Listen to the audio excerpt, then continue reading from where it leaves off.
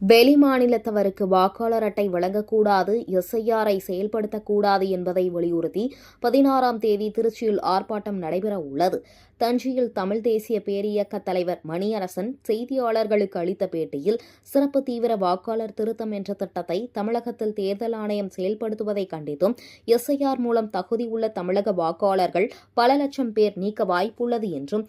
அதற்கு மாறாக பீகார் உள்ளிட்ட வட மாநிலங்களைச் சேர்ந்த லட்சக்கணக்கானோரை வாக்காளர்களாக சேர்த்து விடுவார்கள் என்றும், இந்திக்காரர்களுக்கு தமிழ்நாட்டில் வாக்குரிமை வழங்கி அவர்களை நிரந்தர குடிமக்களாக மாற்றி தமிழ்நாட்டை இன்னொரு இந்தி மாநிலமாக மாற்றும் சதித்திட்டம் என்றும்,